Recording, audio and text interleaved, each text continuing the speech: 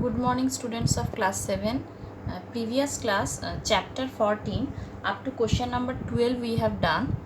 Today, before continuing this exercise, first we will do one activity, then we will start that exercise.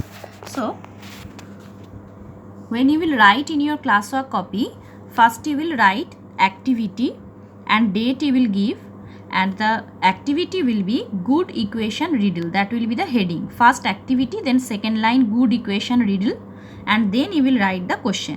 What is the question? Is it possible to get 10 whether you remove 1 from 9 or 11, and how? What is the meaning of this question? From 9 or from 11, if you will remove 1, then how can you get 10? How it will be possible? So, the answer will be, it is possible if we write the numbers in their Roman forms. How? 11 means we can write this one x and then I, so it will come 11. So, if that one, I means 1, if we will remove from here, so what will come? That one, that x must be 10. So, if I, that means 1, we will remove, it becomes x, that means 10. So, this is from 11 we are getting 10 after removing 1. This is the first answer. And second is 9. From 9, how we will get 10? 9, if we will write in Roman number, that is I, x. If I, that one, that means 1, if we will remove, what will come? Only x. X means 10. That means if I, that means 1, if we will remove, it becomes x equal to, x means 10. So, from 9 and from 11, if we will remove 1, we are getting 10. So, this will be the answer. Okay. Now, we are starting exercise 14. Exercise 14, question number 13. Question number 13 is very easy. I am just giving the hints. I am telling how you have to solve. Here, AB is parallel to CD, it is given, and AD is parallel to BC, it is given, and AC is the diagonal. Here, angle BAC is given 35 degree and CAD is given 40 degree. And this value, angle ACBX and angle ACD is Y. Find the values of X and Y. So, if we will take AB and CD is already parallel, it is given. So, if we will extend by dotted lines, can we take it as T? And this is as S. So, if these two lines are parallel, this will be the transversal. So, transversal, we can name it as P. So, S and T, these two are parallel lines and P is the transversal. So, what will be the relation in between these two angles? They will be alternative interior angles because they are opposite sides of the transversal and inside the parallel lines. So, it will be alternate interior angle. So, Y equal to 35 degree. And similarly, X equal to what? 40 degree because it is alternative interior angle. So, that will be the answer. Now, we are going in question number 14. Question number 14, that figure is given X, Y, Z, and this is also X, it is given. You have to, angle BAE is 125 degree. You have to find the values of X, Y, Z. So, separately I have drawn in copy. You have to also draw in your copy but with pencil. Here I have drawn with pen, but you will draw with pencil.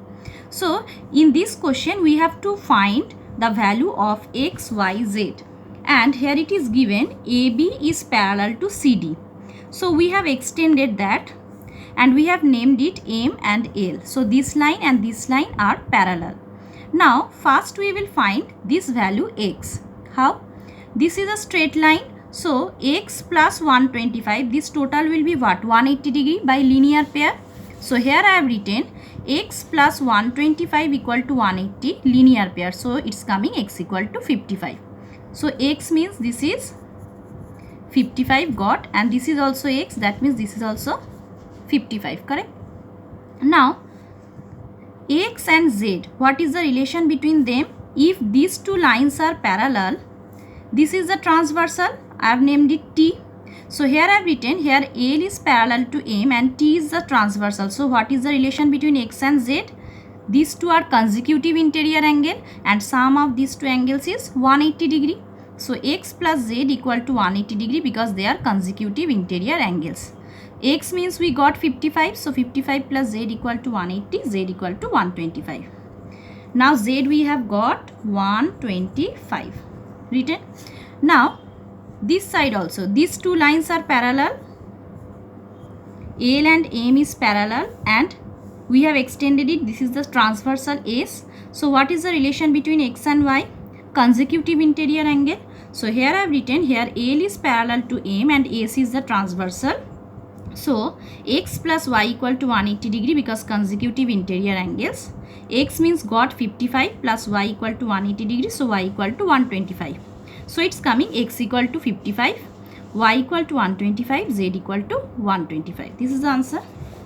Now we are going in the last question, question number 15. Question number 15, here 3 questions are there. 2 questions I have solved. Number 3 you will solve in the same way.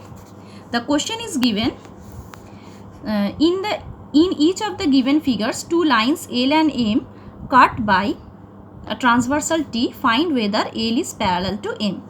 Here L and M, these 2 lines are given and this is cut by a transversal T, it is given, but you have to show that L is parallel to M or not. It is not given that these 2 lines are parallel. You have to show that these 2 lines are parallel. So how we will solve? Only that angle is given 130 degree.